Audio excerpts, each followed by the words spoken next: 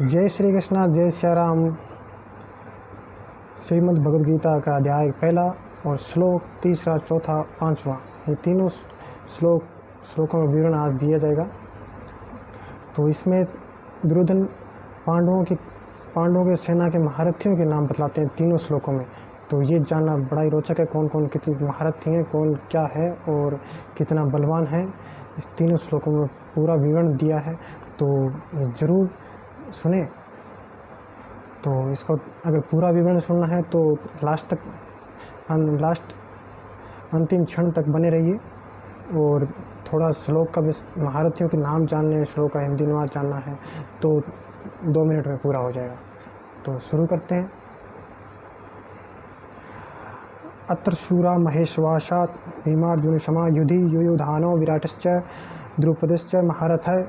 ये 14 श्लोक। दृष्टकेतुश्चेकितानः काशीराजश्च वीर्यवान् पुरुजित कुंती भोजश्च शैब्यश्च नरपुंगवः। 5वां श्लोक। युद्धामन्युश्च विक्रांत उत्तमौजाश्च वीर्यवान् सौभद्रो द्रौपदेयाश्च सर्व एव महारथः। 6वां श्लोक। तो इसका हिंदी अनुवाद है।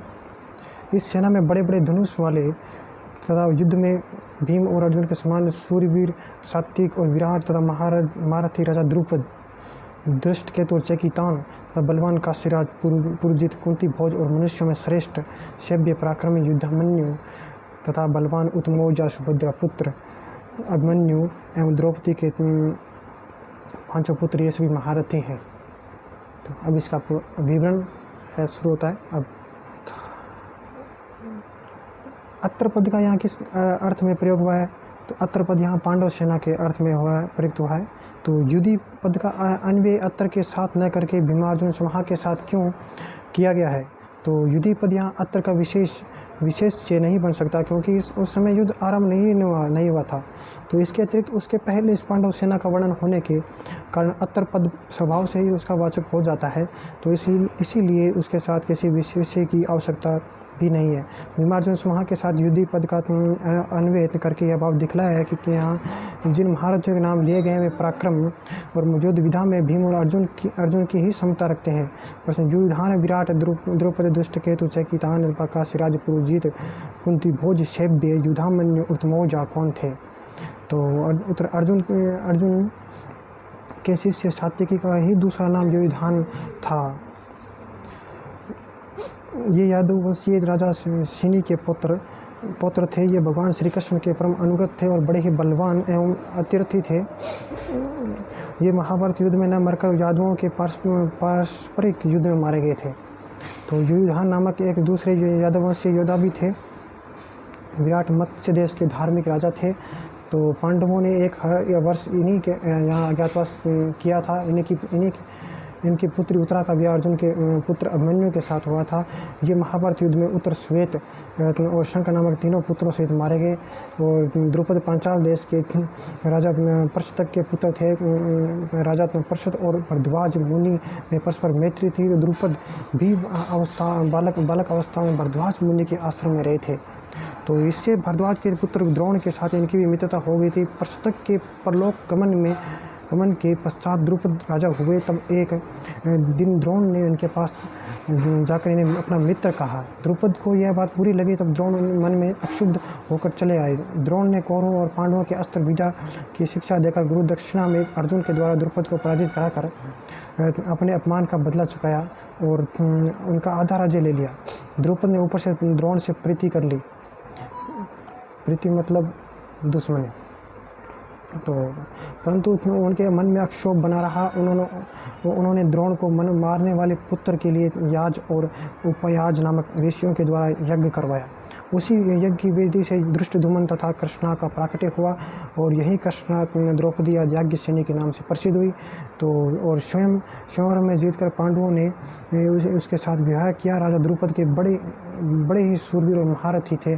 तो महाभारत युद्ध में द्रोण के हाथ से इनकी मृत्यु हुई। और दृष्टकेतु चेदी देश के राजा शिशुपाल के पुत्र थे। ये महाभारत युद्ध में द्रोण के हाथ से मारे गए थे। और चेकितान वर्षणी वंशीय यादव महारथी योद्धा और बड़े शूरवीर थे। पांडवों के साथ अक्षौहिणी सेना के साथ सेनापतियों में से एक थे और यह महाभारत युद्ध में दुर्योधन के हाथ से मारे गए। काशी के राजा थे, ये बड़े ही वीर और महारथी थे। इनके नाम का ठीक पता ही नहीं लगता था और काशीराज का नाम सेनाबिंदु और क्रोधहंता बतलाया गया है।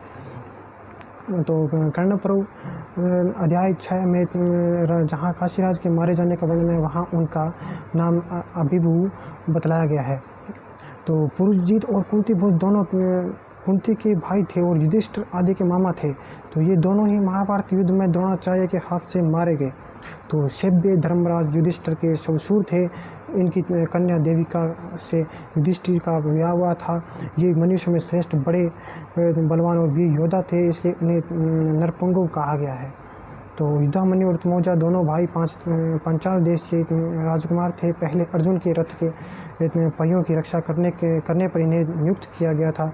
ये दोनों ही बड़े भारी पराक्रमी और बल संपन्न वीर थे, इसलिए इनके साथ क्रमशः विक्रांत और वीर्यवान दो विशेषण जोड़े गए हैं। ये दोनों रात को सोते समय अश्वत्थामा के हाथ से मारे गए।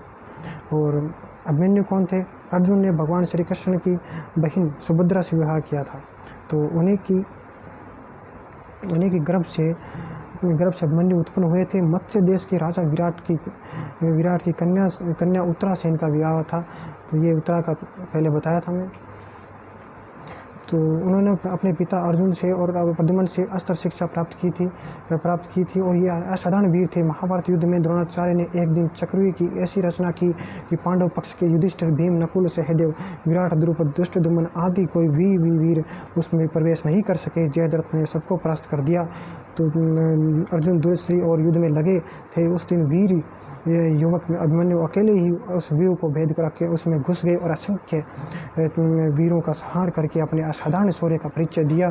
तो द्रोण, कृपाचार्य, कर्ण, अश्वत्थामा, बृहद्बल और पर्वतवर्मा इन 6 महारथियों ने मिलकर अन्याय पूर्वक इन्हें घेर लिया।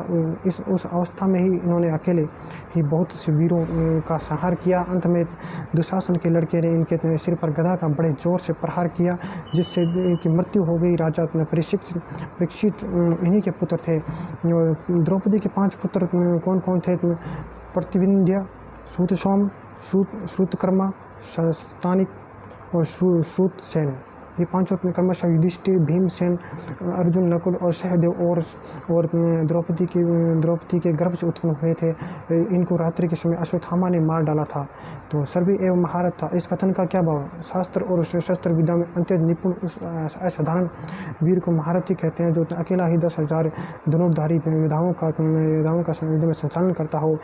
जैसे एको 10 सहस्त्राणी योद्ध ये दस्तु धन्वी नाम शास्त्र प्रवीण महारथ इति स्मृत है। दुर्योधन ने जहाँ जिन योद्धाओं के नाम लिए हैं, ये सभी महारथी हैं। तो इसी भाव से ऐसा कहा गया है कि मैं प्राय इन सभी वीरों के पराक्रम में पृथक रूप से विस्तृत वर्णन पाया जाता है। वहाँ भी इन्हें अतिरथी और महारथी बतलाया गया है। इसके अतिरिक्त पांडव सेना में और भी बहुत से महारथी थे, उनके भी नाम वहाँ बतलाए गए हैं। जहाँ यहाँ सर्वे पद से दुर्योधन का कथन उन सबके लिए भी समझ लेना चाहिए। तो यहाँ पे पूरा विवरण संपूर्ण हुआ। 3 श्लोकों का पूर्ण विवरण संपूर्ण हो गया है। तो सभी इसको शेयर कीजिए और लाइक करना ना भूलें और सब्सक्राइब तो करना बिल्कुल ना भूलें, ताकि हर किसी को सबसे पहले इस वीडियो की नोटिफिकेशन प्राप्त हो, सूचना मिले, ताकि वो सबसे पहले देखें यहाँ पे। तो इसलिए सभी को फिर से आग्रह है कि इसको शेयर करना ना भूलें और सब्सक्राइब करना ना भूलें। जय श्री राम, जय श्री कृष्ण।